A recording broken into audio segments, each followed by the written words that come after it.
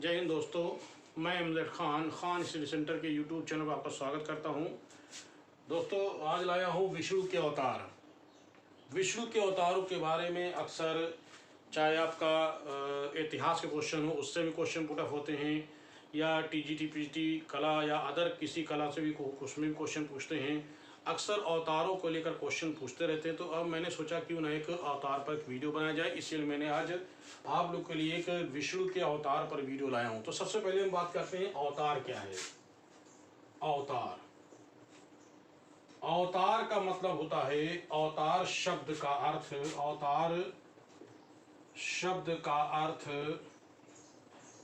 होता है उतरना। अवतार शब्द का अर्थ है उतरना। कहां से उतरना? यानी ईश्वरी शक्ति है जो ईश्वर ऐसे लोगों को भेजता है, उतारता है, जिनको हम अवतार कहते हैं। किनके अवतारों की बात कर रहे हैं? हम विष्णु के अवतारों की बात कर रहे हैं। तो अवतार शब्द का अर्थ समझ गए, उतरना। कहते हैं ग्रंथों में जैसा लिखा हुआ है कि जब जब पृथ्वी पर दुष्टों का आतंक हुआ है, राक्षसों का आतंक हुआ है, या समाज में बुराइयां हुई हैं, या एक प्रकार से कहा जाए कि चारों तरफ अव्यवस्था फैल गई है, तब विष्णु ने तब अवतारों को भेजा है, दुष्टों को नाश किया है, सामाजिक व्यवस्था को सही किया है, अव्यवस्था को व्यवस्थित किया है। उन्हें अवतार के नाम से जाना जाता है। ये अवतार विष्णु के जो अवतार हैं, उन अवतार जो विष्णु के अवतार हैं, कहा जाता है कि कुछ ग्रंथों में 24 अवतारों का उल्लेख मिलता है। मैंने कहा कुछ ग्रंथों में 24 अवतारों के नाम नहीं मिलते, सिर्फ उल्लेख मिलता है। जिन ग्रंथों में 24 अवतारों का उल्लेख मिलता है, एक है आपका सुख सागर।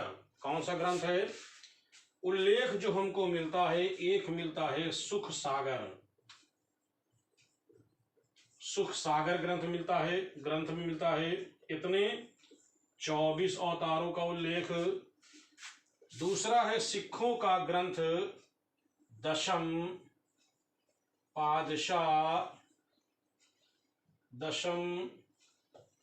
पादशाह ग्रंथ, यानी सिखों के अंतिम गुरु जिनका नाम था गुरु गोविंद सिंह, उन्होंने दशम पादशाह ग्रंथ की स्थापना की थी, या ये कह लो उसको लिखा था। उसमें भी इन्होंने विष्णु के 24 अवतारों का उल्लेख किया है। नाम नहीं दिया गया, खाली ये कहा गया कि 24 अवतार हैं। लेकिन विष्णु के जो अवतारों के नाम मिलते हैं, वो हमको कुल मिलते हैं 10 अवतारों के नाम ही मिलते हैं। और उन अवतारों का उल्लेख हमको किन ग्रंथों मिलता है, ये भी देख लेते हैं। विष्णु के जो 10 अवतार हैं, ध्यान रखिएगा, विष्णु के 10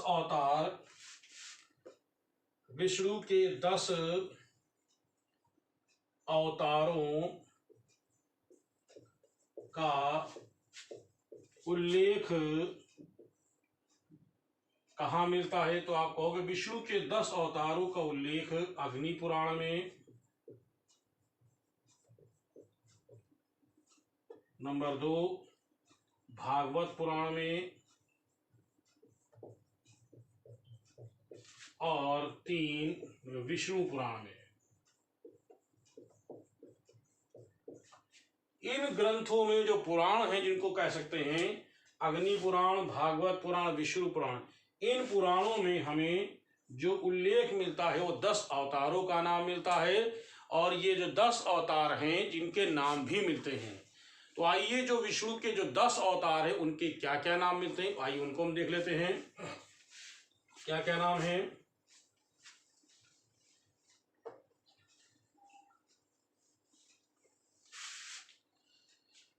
तो विष्णु के जो 10 अवतारों के जो नाम हैं, नंबर 1, अब थोड़ा से याद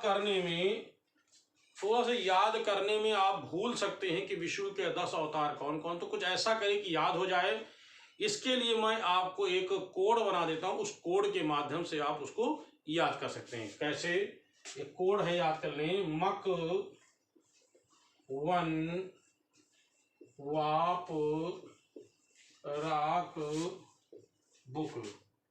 ये कोड है विष्णु के अवतारों का, 10 अवतारों का कोड है। तो सबसे पहले नंबर 1 की बात करते हैं। नंबर 1 जो है आपका मत्स्य है, ठीक है। दूसरा कच्छप, या इसको कूर्म कहते हैं, कूर्म। फिर ये क्या है, number 3 Varaha. Number 4 Narasimha. Number 5 Vamana. 6 Parshuram.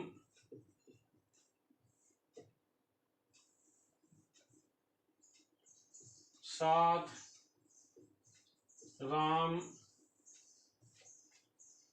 8 Krishna. 9 Buddha. 10 कल्कि। ये 10 अवतारों के नाम मैंने बताए हैं, मत्स्य, कच्छप, वराह, नरसिंह, वामन, परशुराम, राम, कृष्ण, बुध, कल्कि। ये कुल 10 अवतार हैं, और इन अवतारों का अलग अलग युगों में इनका उदय हुआ है, इनका आगमन हुआ है, ये उतरे हैं। ऐसे में पुराण कहता है कि 4 युग हैं, उन 4 युगों में इन्हीं 10 अवतारों का उदय हुआ है। अर्थात इस 10 अवतार जो है 4 युगों में इनका आगमन हुआ है। तो पुराणों के अनुसार 4 युग कौन कौन से, आइए उनको हम देखते हैं। पुराणों के अनुसार 4 युग कौन कौन से हैं। पुराणों के अनुसार 4 युग बताए गए हैं, इन चारों युगों में इनकी उदय हुआ है। तो सबसे पहले हम देख लें कि कौन कौन से हमारे युग हैं। पुराणों के अनुसार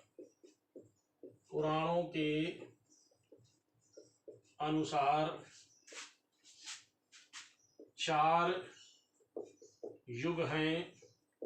कौन कौन से हैं? पहला है आपका कृतयुग, जिसको कहते हैं सतयुग। दूसरा कहेंगे हम त्रेता। दूसरा कौन सा कहेंगे? त्रेता युग।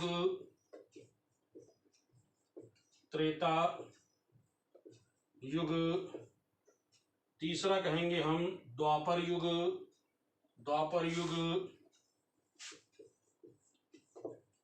और चौथा कहेंगे कलयुग।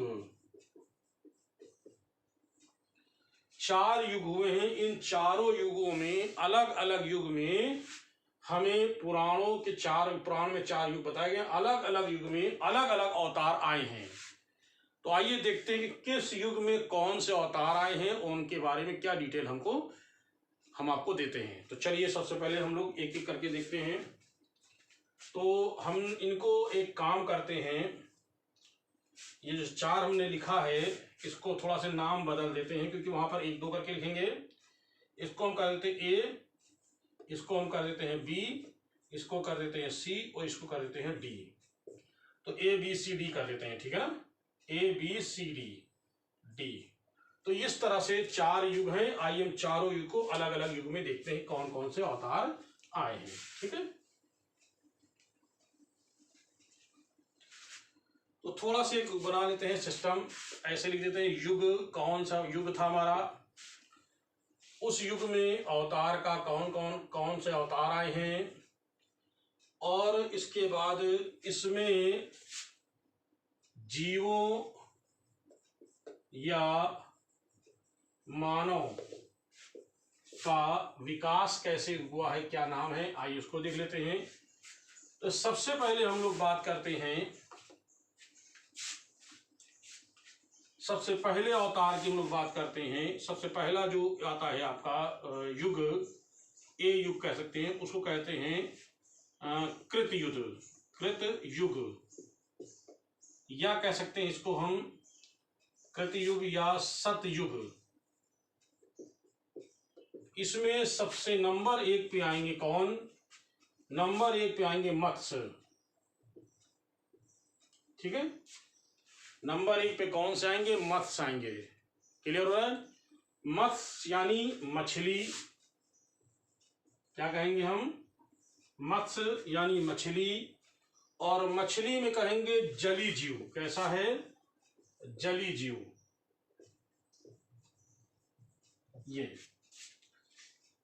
जो आपका मैंने आपको बताया कि कृतयुग में, कृतयुग यानी सतयुग में मत्स्य मछली, मछली, और क्या होगा, जली युग। फिर उसके बाद हम बात करते हैं इसी में ही नंबर 2 कौन सा आएगा, कच्छप, क्या आएगा, कच्छप।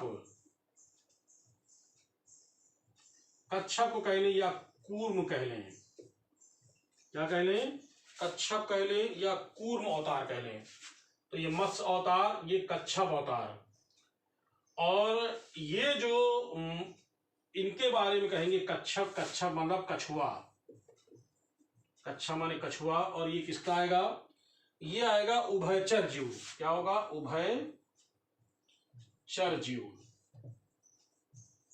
ये हो गया,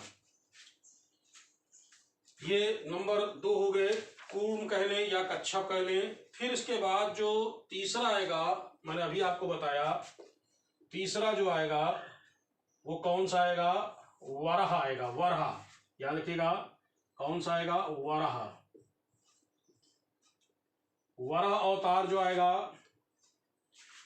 वराह को मैंने अभी आपको बताया कि मक वन, तो मक वन मतलब वराह, और वराह जो होगा वो कहलाएगा, वराह अवतार वो कहलाएगा सुअर, क्या कहलाएगा, वो कहलाएगा सुअर, सुअर। और सुअर जो होगा वो कहलाएगा थल पशु, वो क्या कहलाएगा, थल पशु।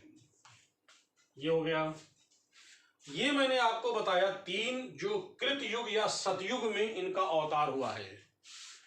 कुछ लोग कहते हैं 4 हुए हैं, किसी किताब में लिखा है 4, किसी में लिखा है 3, तो मैं 3 बता रहा हूं आपको। मत्स्य, कच्छप, वराह, ये मछली, कछुआ, सुअर, ये 3 अवतार जो हुए हैं वो किस युग में है, कृत युग या सतयुग में इनका उदय हुआ है। तो ये मैंने आपको बताया नंबर 1 को बहुत अच्छी तरह से एक बार आप लोग देख लें, फिर मैं आपको दूसरा युग बताते हैं फटाफट, ठीक है।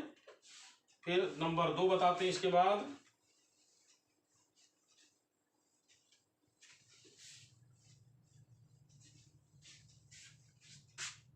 अगला जो आएगा त्रेता युग, बी कौन सा होगा, त्रेता युग, त्रेता युग। तो अवतार 3 मैं बता चुका हूं अवतार, तो मैंने बताया मक 1, अब आएगा नरसिंह, अगला कौन सा होगा, नरसिंह अवतार। नरसिंह अवतार क्या है, ये आधा, इसे कहेंगे अर्ध मानव, क्या कहेंगे इसको, अर्ध मानव। नरसिंह यानी आधा मानव और आधा पशु, अर्ध मानव के नाम जानेंगे, वह पशु व मानव के बीच का जीव, अर्ध मानव, क्या होगा ये, पशु, पशु मानव के बीच का जीव, ये होगा अर्ध मानव। त्रेता युग में पहला नंबर आएगा किसका, नरसिंह का। या इसको हम कह लें यहां से 4, नरसिंह होगा 4। ठीक है। इसके बाद मैंने आपको बताया मक 1 वा से, यानी 5वां नंबर आएगा, 5वां नंबर जो आएगा वामन। ठीक है, 5वां कौन सा आएगा? वो आएगा वामन। वामन का अवतार जो होता है वो कहलाएगा बौना, यानी लघु। कौन सा मानव होगा? बौना, लघु मानव। ये कहलाएगा बौना, ये लघु मानव। ये कौन सा कहलाएगा? 5वां होगा। छठा क्या आपका कहलाएगा? नरसिंह, वामन। ठीक है। अब इसके बाद जो अगला आएगा वो होगा परशुराम। परशुराम, परशुराम ये भी एक अवतार है। इनको कह सकते हैं परशु, इनको कह सकते हैं परशु। ठीक है। परशु मतलब है कि परशुराम मतलब परशु, फरसा चलाने वाले राम, फरसा चलाने वाले राम। कौन से राम हैं? फरसा चलाने वाले राम। याद रखिएगा, परशु मतलब फरसा चलाने वाले राम। फिर 7वें नंबर पे आएगा राम। राम कौन से होंगे? राम कहलाएंगे, राम ही कहलाएंगे, इनको हम राम ही कहेंगे। और ये कहलाएंगे, इनको कह सकते हैं समुदाय का मानव। इनको कहेंगे हम समुदाय का मानव। याद रखिएगा, समुदाय में रहने वाला मानव, समुदाय में रहने वाला मानव। तो ये आपको मैंने बताया कि त्रेता युग में, त्रेता युग में एक बार फिर से देख लें, नरसिंह, एक बार ध्यान देख लें, नरसिंह अर्ध मानव, पशु मानव के बीच का जीव कहलाएगा। वामन बौना, लघु मानव कहलाएगा। उसके बाद परशुराम, परशु कहलाएंगे, इसको हम कहेंगे। और ये फरसा चलाने वाले राम कहलाते हैं, यानी फरसा प्रयुक्त, फरसा प्रयोग करने वाले राम। राम जो होंगे वो समुदाय में रहने वाला मानव कहलाएंगे। ये 7 मैंने आपको बता दिए। अब बचता है आपका अगला, और अगला है आपका तीसरा युग। त्रेता के बाद द्वापर आएगा। इसके बाद कौन सा युग आएगा? द्वापर युग आएगा, सी कहेंगे हम, द्वापर युग। द्वापर युग की बात करते हैं तो द्वापर युग में कौन आएंगे? द्वापर युग में 2 लोग आएंगे। एक का नाम होगा, एक का नाम जो होगा वो होगा कृष्ण। तो ये कृष्ण अवतार। तो कृष्ण अवतार किस नंबर पे आएंगे? तो ये कहेंगे 8 नंबर पे आएंगे कृष्ण अवतार। 8 नंबर पे कृष्ण अवतार। और कृष्ण का के बारे में कहा जाता है कि ये क्या है? पशुपालन करने वाला मानव। कैसा होगा? पशु पालन करने वाला मानव, ये कहते हैं कृष्ण के बारे में। फिर इसी तरीके से 9 नंबर पे आएंगे बुध। बुध के बारे में कहा जाता है कि बुध जो है, इनको बुध के बारे में कहा जाएगा कि ये कृषि क्रम को बढ़ावा देने वाला मानव।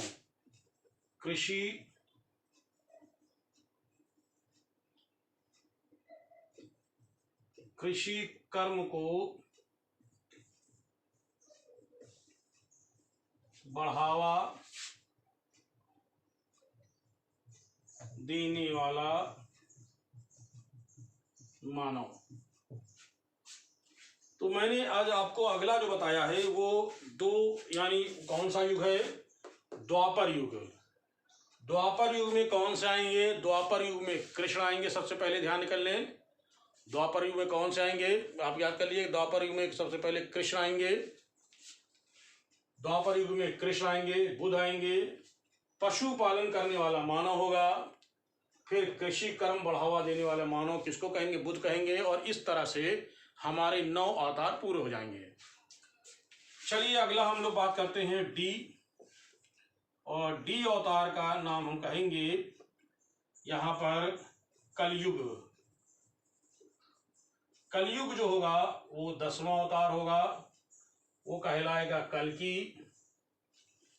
कल्कि के बारे में कहा था ये भविष्य का अवतार है, भविष्य का अवतार। क्या कहते हैं इनको हम, इनको कहते हैं भविष्य का मानव। मानव क्या कहेंगे, भविष्य का अवतार मतलब भविष्य का मानव, इनको ये कहा जाता है, या इनको संहारक शक्ति मानव भी कहते हैं। अब प्रश्न उठता है कि क्या भविष्य का अवतार आएगा या नहीं आएगा? अगर आएगा तो कब आएगा, भविष्य कब आएगा? अभी पता ही नहीं चलता है कि कब भविष्य होगा, अब कौन सा युग आएगा। लेकिन कुछ विद्वानों ने कह दिया है कि अवतार 10वें अवतार आ चुके हैं। 9वां अवतार कब हुआ था? 6ठी शताब्दी ईसा पूर्व में। 6ठी शताब्दी ईसा पूर्व में 9वें अवतार जो थे वो थे बुद्ध थे, और उस समय कहा था कि 10वां अवतार हमारा आएगा। यानी 6ठी शताब्दी ईसा पूर्व से अगर हम शुरुआत करते हैं तो लगभग हम ये मान सकते हैं कि 600 साल उधर हो गए और इधर आपके 2000 साल हो रहे हैं, लगभग 2600-2700 साल हो चुके हैं। लेकिन अब कब अवतार आने की संभावना है ये कुछ कहा नहीं जा सकता है। लेकिन कुछ विद्वानों ने कहा कि आ चुके हैं। कैसे आ चुके हैं, आइए उसके बारे में थोड़ा चर्चा करते हैं।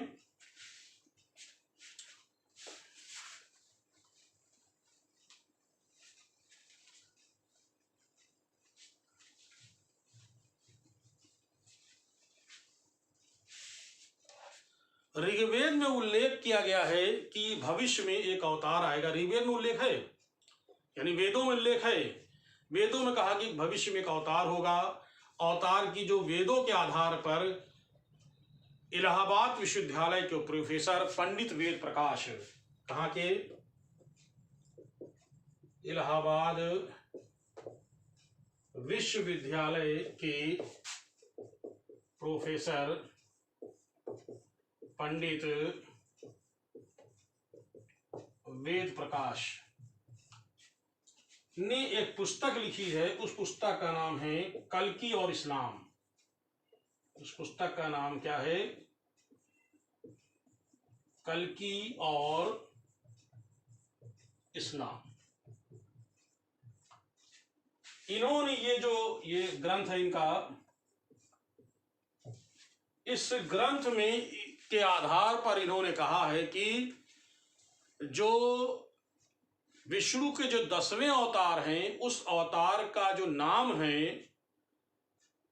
इस पुस्तक के आधार पर, वेदों के आधार पर, इस पुस्तक को उन्होंने लिखा है वेदों के आधार पर, और इस पुस्तक में जो बातें कही गई हैं वो वेदों से लेकर के की गई हैं। और इस आधार पर ये कहा जाता है कि जो कल्कि थे, कल्कि जो होंगे, उस आधार पर कि यहाँ का जो 10वां अवतार होगा वो पैगंबर हजरत मोहम्मद साहब सल्लल्लाहु ताला अलैहि वसल्लम होंगे, ये कहा है। जब इन्होंने ये बात कही, लिखा पुस्तक में, इन्होंने विश्व के कई देशों में भेजा। शुरू के 8 लोगों ने स्वीकार किया। अब इसमें लगभग विश्व के 50 देशों ने स्वीकार कर लिया है कि कल्कि ही जो अवतार हैं वो पैगंबर हजरत मोहम्मद साहब सल्लल्लाहु अलैहि वसल्लम हैं। सवाल उठता है कैसे हैं, क्यों हैं, किस तरह से मान लें। आइए थोड़ा इस पर चर्चा करते हैं, ज़बानी चर्चा करते हैं, लिखेंगे कम इस पे। जैसा कि वेद में लिखा है, जैसा कि वेद में लिखा हुआ है कि भविष्य में एक अवतार आएगा, उस अवतार का नाम कल्कि होगा, उसका जन्म रेगिस्तान में होगा। वेद प्रकाश ने सिद्ध किया है कि हज़रत मोहम्मद साहब का जन्म जो है सऊदी अरब के रेगिस्तान यानी रेतीले इलाकों में हुआ था। एक तो ये क्लियर होती है, समानता देखी जाती है। फिर ये कहा जाता है कि वो बड़ा दयालु करुणामय होगा। हज़रत मोहम्मद साहब बहुत ही दयालु थे, लोग उनको परेशान करते थे, पत्थर फेंकते थे, उनके सामने कूड़ा डाल देते थे, लेकिन वो किसी से कुछ कहते नहीं थे, वो बड़े दयालु और करुणामय थे। फिर कहा गया वेदों में कि कल्कि जो होगा, कल्कि के जो पिता होंगे उनका नाम होगा विष्णु भगत और माता का नाम होगा सोमानभ। इनके पिता का नाम जो विष्णु भगत था, तो विष्णु का जो अरबी शब्द है वो है ईश्वर, संस्कृत शब्द जो है वो ईश्वर, और ईश्वर का जो अरबी शब्द है वो है अल्लाह, और भक्त माने होता बंदा, तो अल्लाह का बंदा, यानी विष्णु भगत का अर्थ निकलता है अल्लाह का बंदा। हज़रत मोहम्मद साहब सल्लल्लाहु अलैहि वसल्लम के जो वालिद थे यानी इनके जो पिता थे उनका नाम था अब्दुल्ला, और अब्दुल्ला का भी अर्थ निकलता है अल्लाह का बंदा। अब माँ की बात करते हैं। माँ का नाम था सोमानभ। सोमानभ का जो अरबी शब्द है वो अमन, अमन से बना है सोमानभ। तो अमन उसका अर्थ है, सोमानभ का जो अर्थ है वो है अमन। हज़रत मोहम्मद साहब सल्लल्लाहु अलैहि वसल्लम की माँ का नाम था आमना, और आमना का भी अर्थ है अमन, चैन। तो माँ और पिता के नाम पर भी ये सिद्ध हो जाता है कि कल्कि ही जो है हज़रत मोहम्मद सल्लल्लाहु अलैहि वसल्लम ये विष्णु के 10 अवतार हैं। ये किताब के आधार बोल रहा हूँ मैं, ये वेद प्रकाश ने सिद्ध किया है। इसी तरह से अगर हम और आगे देखते हैं कि कल्कि के पास एक सफेद घोड़ा होगा जो जमीन और आसमान की सैर करेगा। हज़रत मोहम्मद साहब सल्लल्लाहु अलैहि वसल्लम के पास भी एक सफेद घोड़ा था, उसका नाम था बुर्राक, जो जमीन और आसमान के सातों आसमान की उसने सैर किया था। फिर कहा गया है कि कल्कि जो है वो व्यापार करेगा। हज़रत मोहम्मद साहब ने भी व्यापार किया था, मोहम्मद सल्लल्लाहु अलैहि वसल्लम ने व्यापार भी किया था। फिर कहा गया है कि कल्कि जो है वो कई जंगों को लड़ेगा, अमन के लिए, चैन के लिए, शांति के लिए। कल्कि हज़रत मोहम्मद साहब ने भी अमन, चैन, शांति के लिए भी उन्होंने कई जंगों को लड़ा, कई युद्धों को लड़ा था। ऐसे बहुत सारी समानताएं जो दोनों में देखी जा सकती हैं। इस आधार पर पंडित वेद प्रकाश ने कल्कि और इस्लाम नामक पुस्तक ग्रंथ में इन्होंने ये सिद्ध करने का प्रयास किया है कि कल्कि